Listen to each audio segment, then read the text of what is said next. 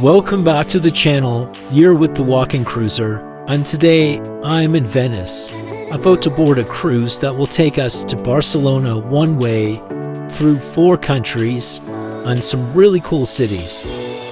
In this video, I will show you the highlights of this 10-day itinerary, what we did before and after the cruise, along with some practical information about each port stop.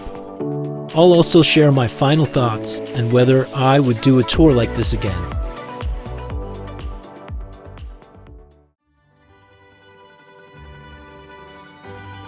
Starting in Venice. Our cruise leaves from Ravenna.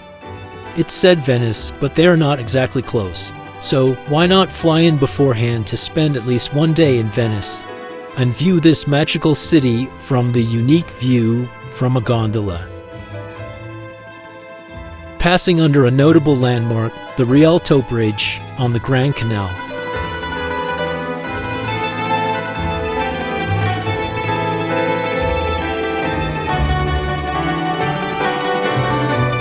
Check out my video on my sister channel See the World to find out what we managed to fit in 24 hours, and I'll post a link to that video in the description. A good starting point is St. Mark's Square with the Basilica, the Campanile with viewing platform, and the Doge's Palace. But for tips on where to stay, my advice is to be near the train or bus station, and you will be well situated for both arrival from the airport and onward travel to Ravenna. We stayed at the 4-star U Visionary Venezia, which was about a minute's walk from Santa Lucia train station.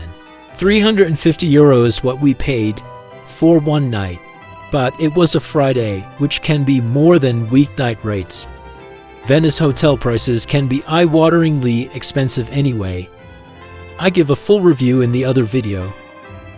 It's more of a modern hotel with much attention to detail in the decor, matching modern design with Venetian details.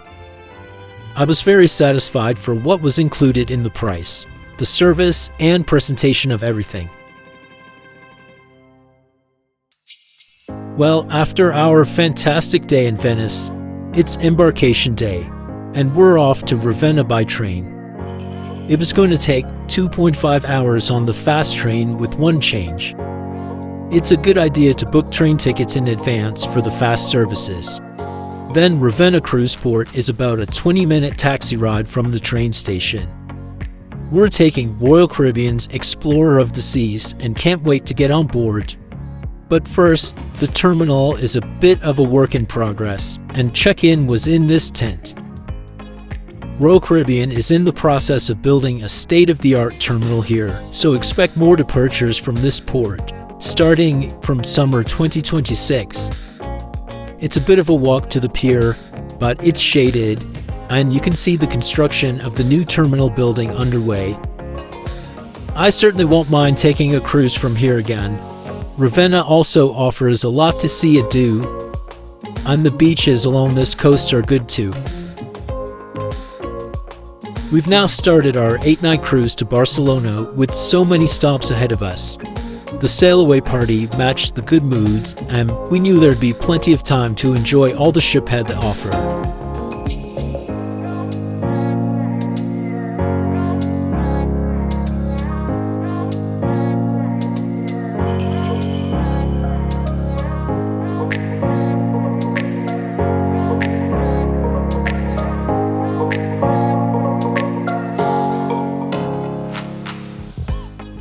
Our spacious balcony cabin, perfect for Mediterranean weather, a good size and still in good nick for a 25-year-old ship. I've done a complete ship tour and review of Explorer of the Seas, so I won't touch too much on the ship spaces here, but do head over to the channel for that, and I'll put a link in the description for that video.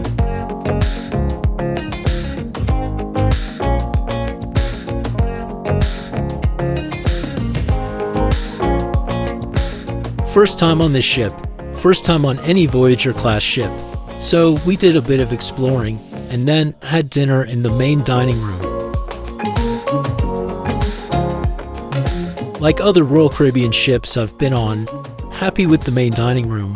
Service, ambience, and quality of food up there with what I've experienced before.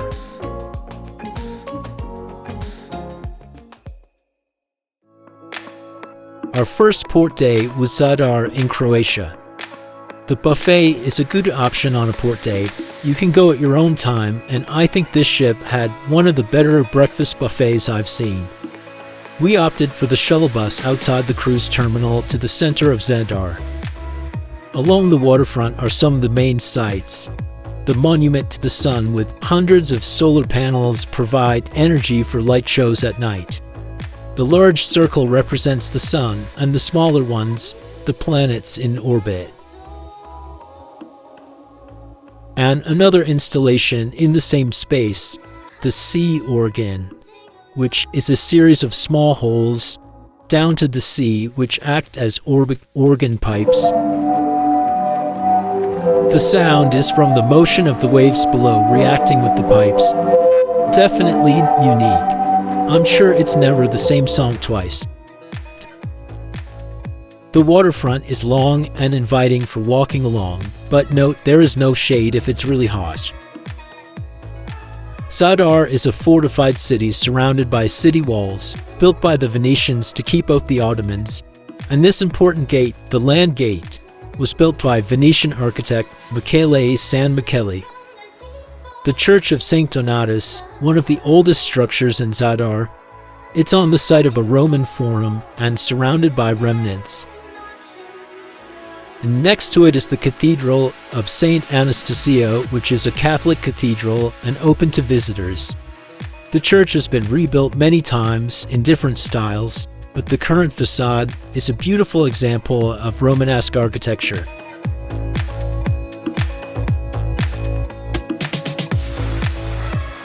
Back to the waterfront, another idea for your port stop is to take a boat tour on this submarine. Well, not a real submarine, but it has a viewing window below the surface.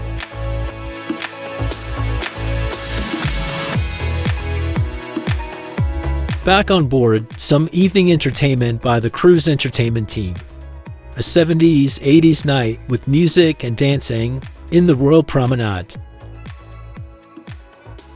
In general, the evening entertainment was pretty good, always based around a theme. Although I found it could fizzle out a bit early with no focus area. Well, my full review of the entertainment is in my previous video.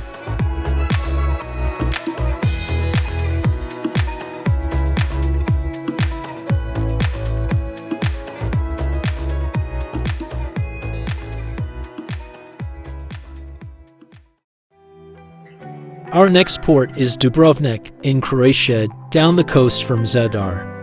And Dubrovnik was definitely a city I'd heard great things and wanted to visit.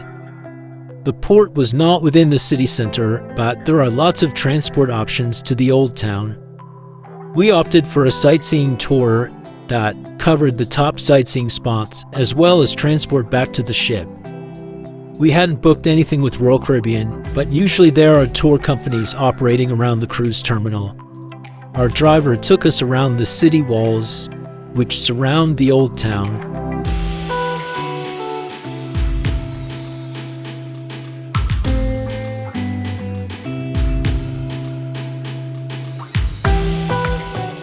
Past the cable car, another top attraction which goes up to Mount Surge. Incredible views along this drive. Dubrovnik Old Town just coming into view now. Our driver stopped at a great photo spot. Notice some smaller cruise ships visiting as well, but able to come closer to the old town and operate tender boats. I guess big ships need to dock in the harbor. The next stop was Franjo Tuđman Bridge, named after the first president after independence, and opened in 2002. A good view of Cruz Harbor and our welcoming explorer of the seas. But we'll be back later.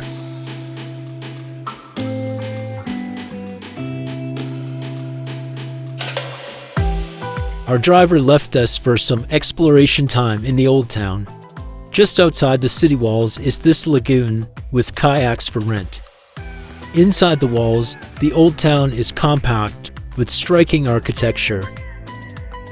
Unfortunately, this area is prone to earthquakes, so many of the structures have had to be rebuilt, but it retains its medieval style and is a UNESCO World Heritage Site. You can circumnavigate the city walls. There is an entrance fee for this, and it's about 2 kilometers to fully walk around. Or you can enjoy museums or shopping or the many cafes. It was hot, so we were looking for a place to swim. Not a long walk to the closest beach. There wasn't much room, but great for a quick swim to cool off in the clear waters of the Adriatic. I think this sightseeing tour was worth the price.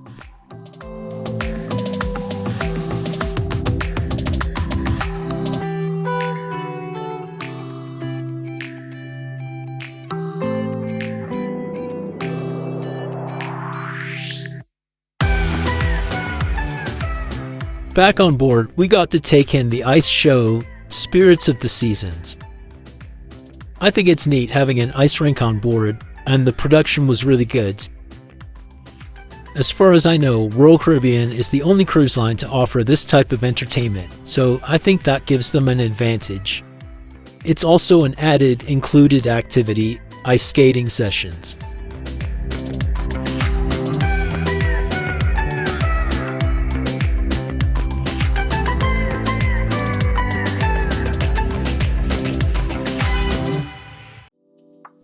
Our first sea day. Having left Croatia, we're now sailing around the southern tip of Italy and will pass through the Strait of Messina. There's lots to look out at, but we're going to enjoy the onboard activities too.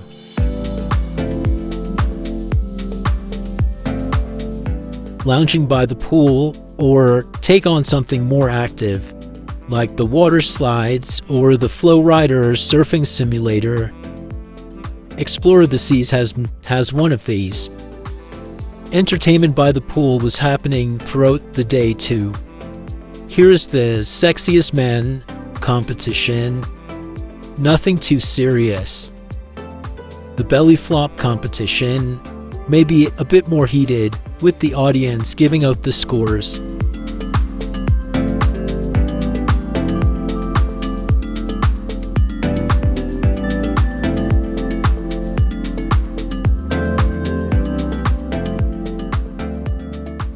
Instead of the main dining room, we had dinner in one of the specialty restaurants, the Steakhouse Chops Grill. Come here for perfectly cooked steaks and an elevated experience versus the main dining room. There's an extra charge for this. It's not included in the cruise fare, but I recommend it on a longer itinerary to try a few of the venues. But again, check out my other video specifically for Explore of the Seas, where I give a full review of these chocolate lava cakes.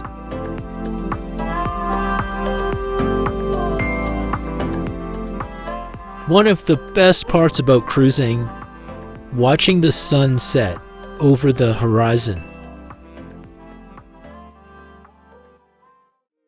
Day 6 for us, we are docked in Civitavecchia in Italy. This is the port for Rome. If you do venture into Rome, either on your own or with an excursion, be mindful of the travel time, which is easily over an hour in good conditions. First, you need a port-operated shuttle to exit the port, then a train or bus to the center of Rome. Rome is an ancient city, but a vibrant modern city too, and worthwhile to visit. It's just a little challenging on a port stop, speaking from experience. So, we didn't get off the ship at Civitavecchia this time. Amazing landmarks to see in Rome and the Vatican City. Incredible buildings and museums with so much history. A nice idea, I think, is to take a cruise that embarks from Civitavecchia and make it a couple of nights in Rome before or after.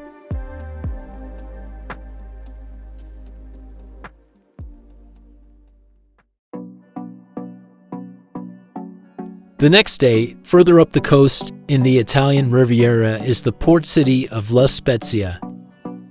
This is the port that might be called Florence or Pisa on your itinerary, and they are in nearby Tuscany. This is a busy port, so you need a port shuttle to get to the terminal, but once outside there are a few options for your visit here. The Old Town Center is within walking distance, but also within just a 5-minute walk from the terminal. Along this sunny promenade is Hop Hop Boat Tour. This company offers shared and private boat tours of different lengths. We are very close to the postcard-perfect villages of Cinque Terre. That tour is a little longer and definitely something for next time. But this time we are taking a guided tour to the 3 islands and Porto Venere.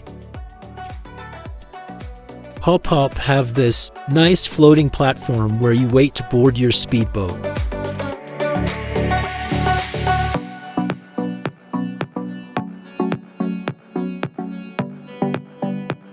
Comfortable boat ride in the calm Ligurian Sea. This is the second largest of the 3 islands in the archipelago. It's mostly still an active military base, so no going ashore.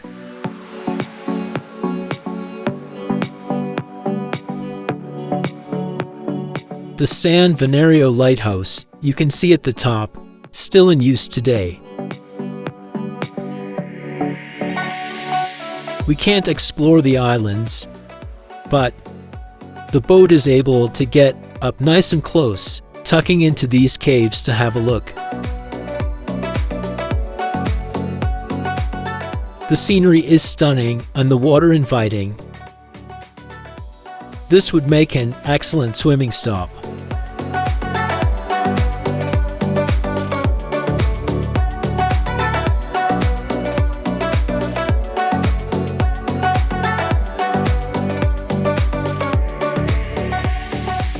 A special statue marks the southernmost tip of the archipelago.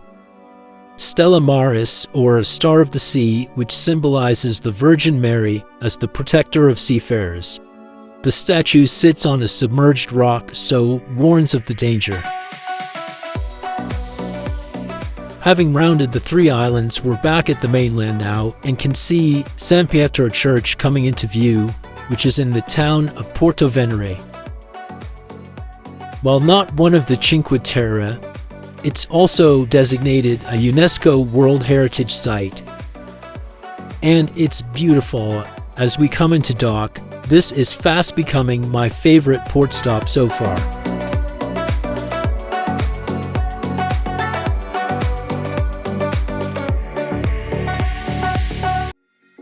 There's a few landmarks here like the San Pietro Church and Doria Castle, and maybe with more time, but we were hoping for a swim and made the short walk to a beach.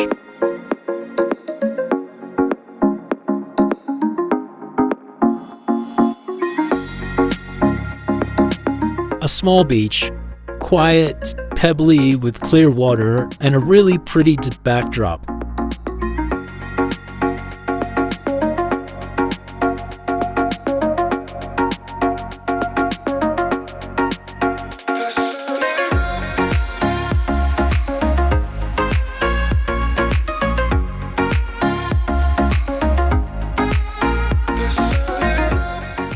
Back in the town center, there is still time for a gelato and some more exploring.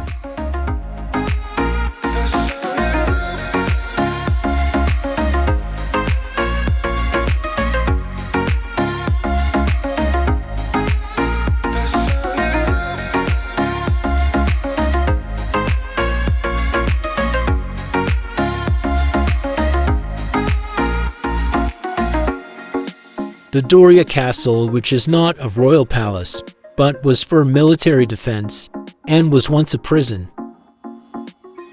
And through this gap, we discover a swimming grotto, much closer than the beach that we went to, but it was quite a bit busier. Also perhaps a little dangerous, so I'm happy with our trek to the beach.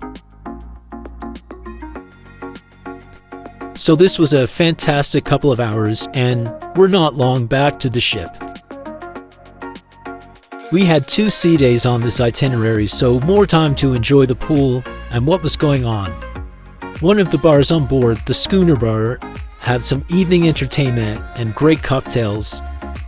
There's a large theater on Explore the Seas which hosts different performances each night, from musical tributes to aerial shows. Day 9, and we are now in France. This is Villefranche-sur-Mer, from which we will get to Monaco.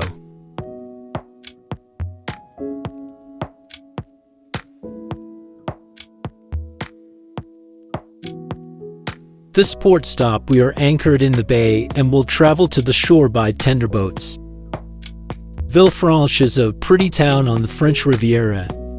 It's very handy to visit Nice to the west or Monaco to the east, but you could also have a nice day exploring here too. It has a lot of maritime importance due to the deep natural harbor. There were a few tender boats running passengers throughout the day. If you have an excursion booked with the cruise line, you'll get priority for a tender, but there's no rush otherwise. The tender takes us to the center of the main waterfront area, where there's plenty of restaurants, tour operators, and even a beach. The narrow streets and alleys up from the waterfront also have many shops and restaurants.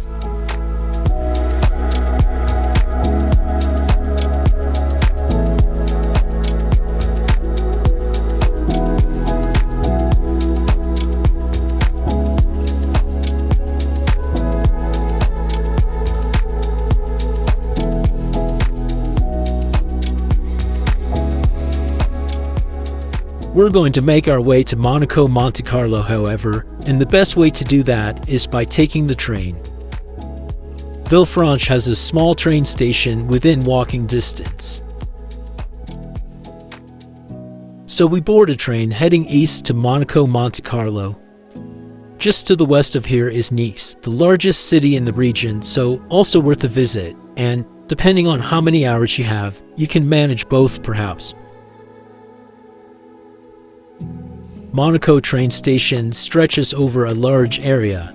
A lot of Monaco is connected with tunnels, and there are a few different exits depending on what part of the city you are aiming for.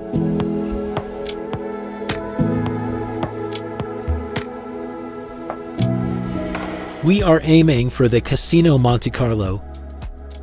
This is a very well-known casino, flanked by the equally well-known Hôtel de Paris and Café de Paris.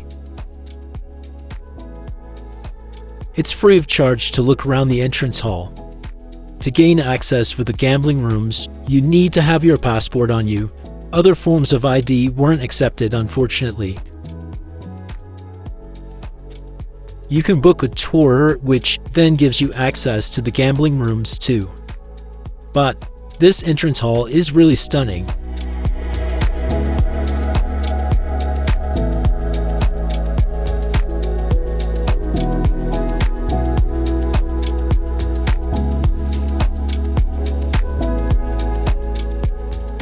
This restaurant is Le Salon Rosé, which is open for lunch and dinner. There's a dress code here for the restaurant and the casino, so as well as a passport, you need a bit more than your poolside outfit. To the right here is the Café de Paris, a renowned people-watching spot for the comings and goings in front of the casino. If you know Formula One racing, you will recognize this.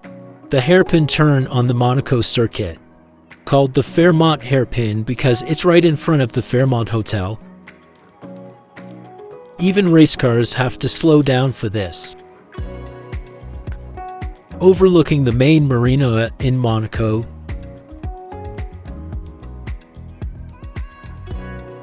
this is normally a nice area to walk around and admire the yachts. But this weekend it was being set up for the Monaco Yacht Show, a huge event that took over the whole marina.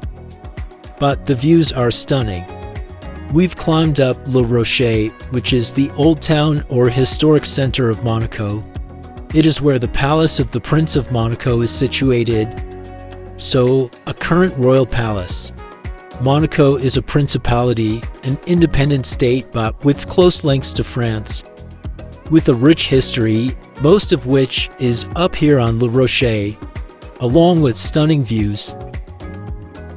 You might know the story of the former Prince of Monaco, Prince Rainier, who married the American actress Grace Kelly, which really raised the other's profile on both sides.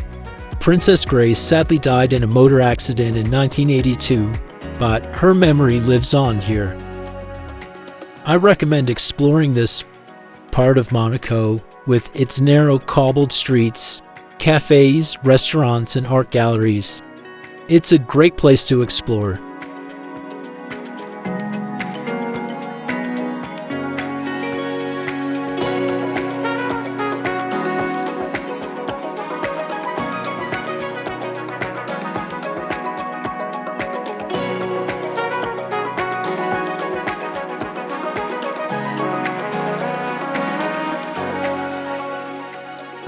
I am the Walking Cruiser.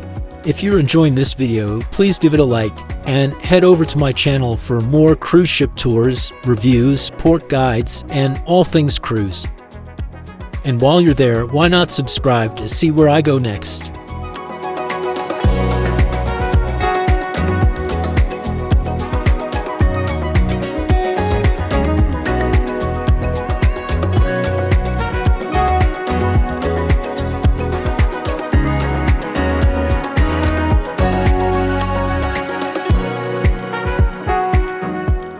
In ancient times, there was a church of St. Nicholas here, and tucked away in this little square is a fountain.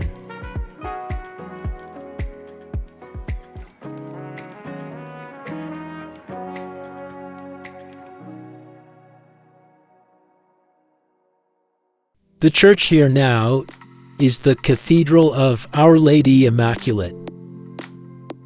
Built in the early 20th century in the neo-Romanesque style, it's both striking and peaceful. It's also a shrine, the final resting place of Princess Grace and Prince Rainier III.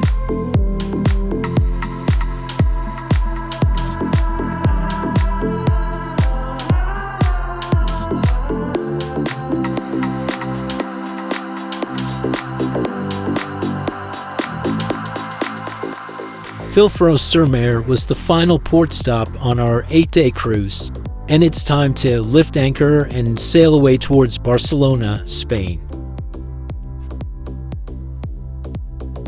On reflection, this has been a thoroughly enjoyable way to travel across southern Europe.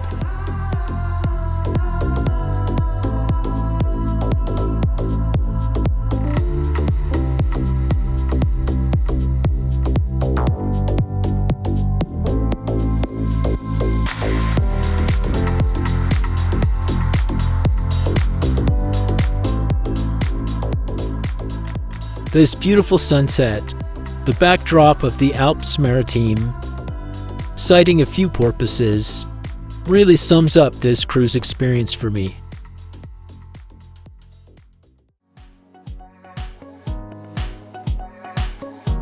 Back inside, it's the last night of the cruise and the entertainment is still going strong. A silent disco in Dizzy's Lounge, a great bar with a view,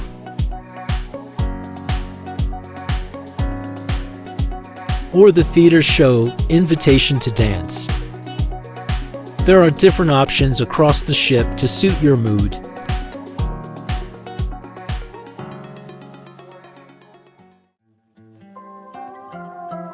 But it's day 10 of our adventure and time to leave the ship. We're in Barcelona, Spain, our 4th country on this itinerary, or 5th if counting Monaco. Barcelona makes a great start or end point to a cruise. It's worth a stay over as it's a huge city with many landmarks and known for its vibrant culture. To make the most of a stay over here, check out my other video where I cover the top 5 things to see in Barcelona. If you're planning a visit in 2026, exciting news is that La Sagrada Familia might actually be finished by then. It's been under construction since 1882. More footage is in my Barcelona guide, and I'll put a link to that video in the description.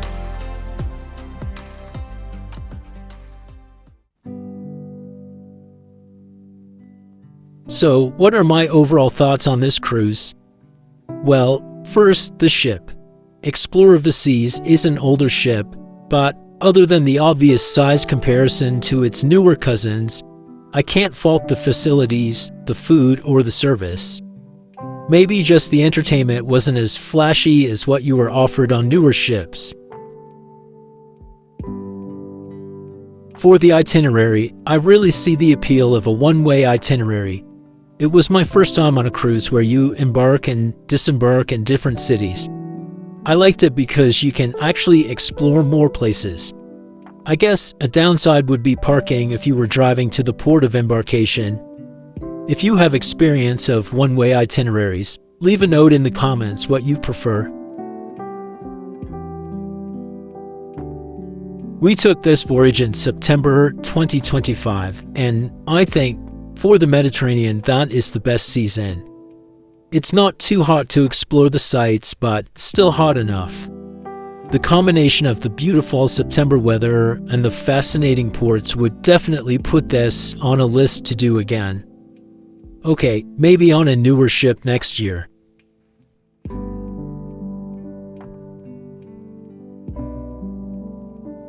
That's all for now, and see you in the next video.